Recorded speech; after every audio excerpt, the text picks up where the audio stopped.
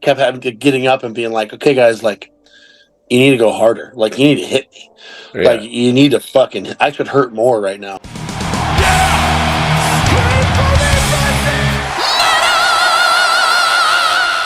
Hey everyone, welcome to the channel. My name is Belgian Jasper. If this is your first time in the channel, hit subscribe right now.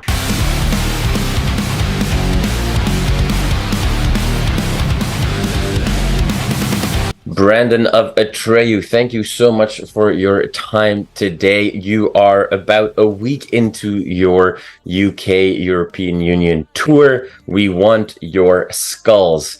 I've not seen the show because I'm here in Canada, but does that mean with a title like that we should expect a surprise cover of a Misfits classic? You know, I feel like we really blew a really great opportunity there. But it's not too late. We actually do. We've done an acoustic version of Skulls before, from time to time. So it's not too late.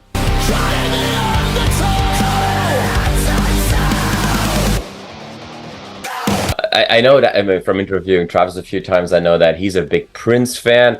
Talking about the Misfits, is there a specific band for you that have always stood out that really, really is important to you? Absolutely. I mean, I think Misfits is definitely one of them for me as well. I'm like one of those weird, unpopular opinion people that love Michael Graves' Misfits. That was Right. like a big era in my life that was huge for me, like as a teenager. Yeah. Don't get me wrong, love original Misfits, love the older stuff too. But Famous Monsters was a great album. Well, incredible. Famous Monsters is so good. It's unreal. And then I think, like, I would say Tom Petty probably is like the standout artist that I've been kind of stuck with for my whole life. My dad introduced me to Petty and when I was very young, so that's been like my kind of standby. Okay, awesome. Given that, you know, you're obviously now the frontman of the band, but for a long time you were doing clean vocals. Tom Petty, more than a musical influence, but also an influences you as a singer? I think more so as a writer. Okay. I think Petty was always his voice was so signature. Yeah. Like, it's hard to try and sound like Tom Petty. At some point, trying to sound like Tom Petty was just trying to sound like Bob Dylan. But I think more so the writing side of Tom Petty was more inspiring and influential to me.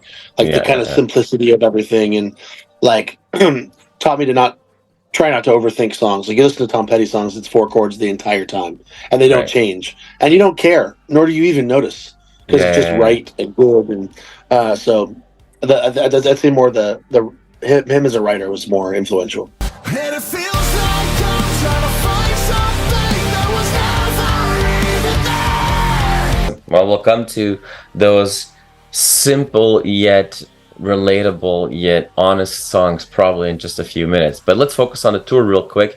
You know, you've been doing this now for about a week. You got a lot of cool shows still coming. We've seen sold out venues, we've seen upgrades for the tour because the show is selling really well. It seems like it's going great over there. Yeah, this is the best selling tour we have done in quite some time. You know, we haven't always spent the amount of time and care that we wanted to put into this region, and we wanted to change that. So, you know, we kind of had to rebuild. We hadn't done a proper headline tour over here for like at least a decade, like more than a decade. So even promoters and like festival promoters were like, love the band, have no idea what you're worth anymore because you haven't come over and done your own thing. So we did a support tour last year with Bullet for My Valentine over here, and then announced this tour while we were on that. And, you know, didn't announce support, didn't announce anything, just like threw it out on sale. And, you know, there was venues like last night we were in Manchester, and Manchester sold out super fast. We upgraded it. It sold out again super fast. So it was like, there's been a lot of those on this tour where, you know, it's been a minute since we're doing tours where we're showing up day of, and the show's been sold out for weeks, you know? Yeah. So it feels great. Yeah, I bet. Good.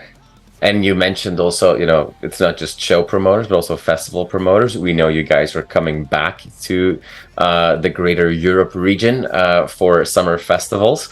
That'll be exciting because as much as we like to start building, and a lot of new festivals have been popping up here in North America, if there's one continent that does festivals right, metal festivals it's Europe. So Absolutely. I know it's still a few months away, but what can we start to dream of and expect from an Atreyu show at these festivals? I mean, I feel like that's an atmosphere where we absolutely thrive. I feel like we're a give and take energy band. You know, Yeah. if there's 400 people in a room that fits 400 people, it's gonna pop off. If there's 10,000 people giving us the same energy, like we feed off of that. So I feel like our festival shows are the most energetic and like the most revved up that you get to see our band. You know, so Okay. we're definitely stoked. I mean, that was the whole thing, really. For us, it was like, let's hope these shows do good so that we get those festival calls, and it all works out. Yeah. So we're excited to Awesome. get back into some of those. Talk so much shit, your mouth is numb. Your words mean nothing, you should run. Everybody that knows the band knows that you've been, taking vocal duties for quite some time, but it's really in the last 3 years that you've been truly at the front line, literally. You're very experienced. There's no doubt about that. But is there still, like, in those years now, that you've really become the face of the band in the most recognizable way? Is there like the biggest lesson that you've learned in these last few years that surprised yourself even? I mean, I think it's funny. There's definitely a shift in, like you said, I've always been like the singer, you know what I mean? But Right. it is funny that all of a sudden when you are the front man, it's like, now, with the small things, interviews and things like that, it's like, well, I'm the same guy. He just didn't want to talk. It's like now I got to do more interviews or just whatever. The good thing about our band is that there's 5 very different and very interesting personalities in the band, which is like, we're very lucky to have, like, it's like we have multiple frontmen in the band, like Right. everyone has their own personality on stage, and it's not, no one's like hiding in the corner, Right. So that's been a real thing to kind of been cool for me to be able to lean on, is that like I want to be entertaining and I want to be, doing my best to make an interesting show and engage with the crowd. But I know that there's also 4 dudes on stage that are doing the exact same thing. Right. So like that's been a big kind of learning curve for me, like, and been comfortable for me to be like, I don't have all this weight on myself. It's very well laid out amongst all of us. Yeah. I will never die, don't you fucking try it. You're not immortal. I will never. To kind of use that as a bit of a forced segue, what you say there, like, lay all this weight on me. That quite literally happened with the Warrior video.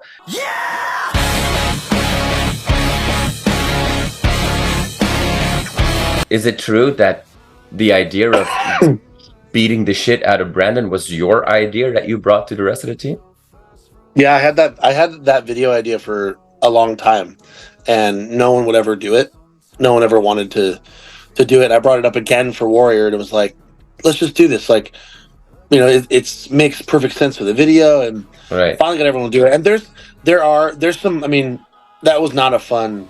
I mean, it was a fun shoot, but I got the shit beat out of me. But I mean, it's like, oh yeah, like the board was cracked, so it broke easier. Like, still fucking hurt on my back. Like, and like, I kept the first couple takes. I kept getting up and being like, okay, guys, like, you need to go harder. Like, you need to hit me. Yeah. Like, you need to fucking. I should hurt more right now. And there were some good shots in there. Like, there's Travis has a good one right on my chin. And like, even those bottles, it's like, oh, there's sugar glass, but it's like, I have a bald head, so that sugar glass breaks into a million tiny pieces that just like cuts you and is fucking very uncomfortable. Yeah. So, but it was fun. It was a super fun video to make, and you get everyone. I think at the time it was a little bit tongue in cheek too, to be like, I'm the new front man of the band. It's like, Yeah. the whole band beat the shit. I am a warrior. I will never stop. Might be fake. Might not be all real, but it's definitely not fake. Definitely doesn't hurt.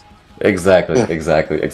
Now, that video was a very interesting one, because to your point, like, there's so many layers to how you can interpret that, and it just worked really well.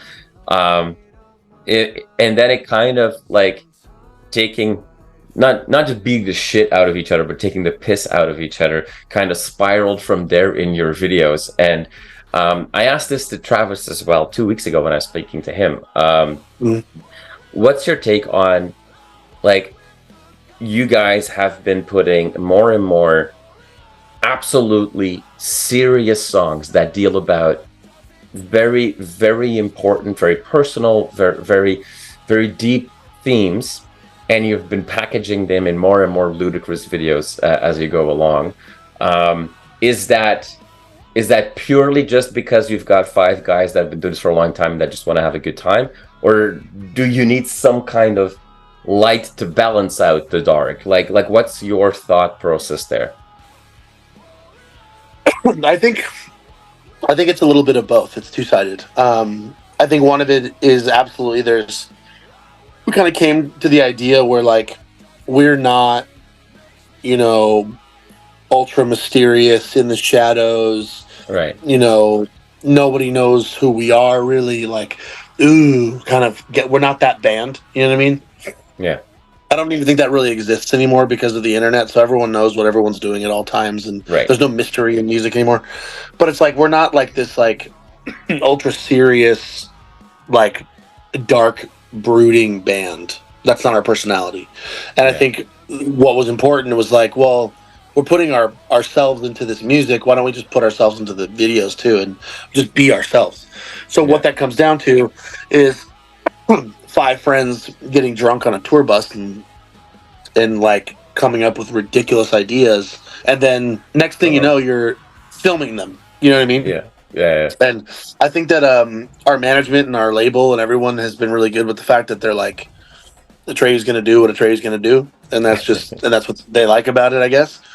But and then on the other side, I think that the songs are serious. We write songs about very real and important subjects to us, but it's like we've already touched on that darkness. We've already touched on, like, the negative or tough side of that scenario. So, like, I don't think you should need to double down.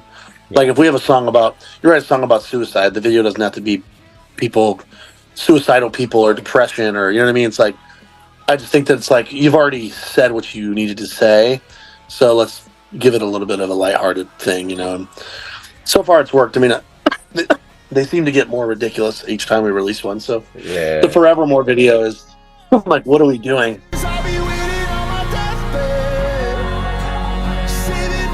And again, an aggressive Travis in that video. Like, he just likes to beat people. There's something wrong with that guy. You know, he's like the most docile human in the band, but it's hidden under there.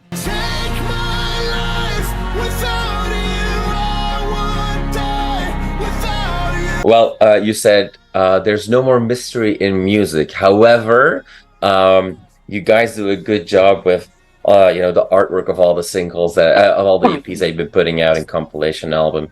It's a playground always for Easter eggs and for the fans. Have fans found all of them yet? Because I know that there's a lot of people are searching for the meaning behind every detail. I think it's funny because within the EPs, there's kind of, on a few of them at least, there's like a couple. We've made some of them obvious, like, you know, we'll release like the single for Drowning, and it has that symbol, and you're like, okay, that's the one for Drowning. Oh, that's the one for Watch Me Burn, you know. But there's some on there that are like, oh, is this for this song or that song, or like, does this have to do with just a lyric, maybe, you know what I mean? Or like they kind of wind around, and I don't know if there is any figuring the whole thing out. You know what I mean? Because there's different ways that you can interpret them, and some of them even came from just the artist was like, oh, I thought, because we were like, what is this symbol? And he's like, oh, in this song you say this, and it made me think of that. It's like brilliant.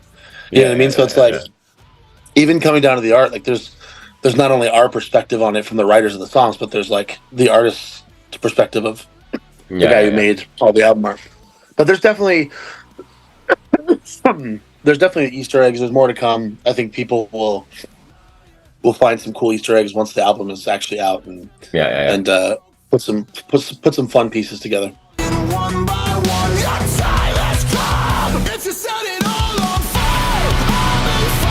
Brandon, we know that, so obviously more music is coming. You've got this tour, some festival shows already announced. It's going to be a busy year for you guys, but is there anything else that we need to keep our eyes open for?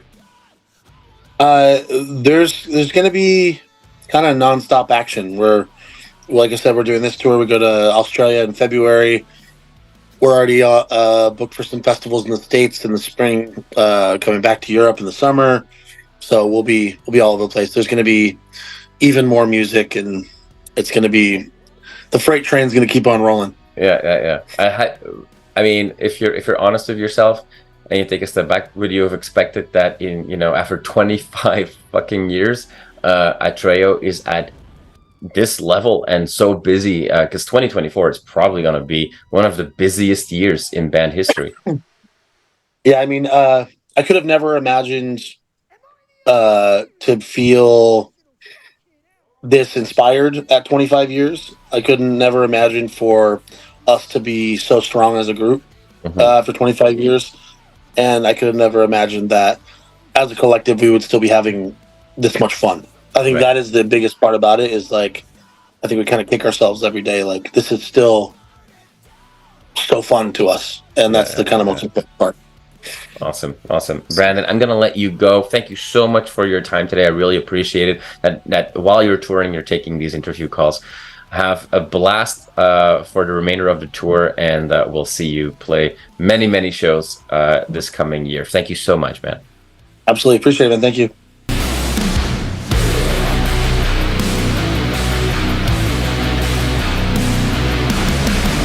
You are awesome for watching this video. Click right here to see more content like it and subscribe to the channel.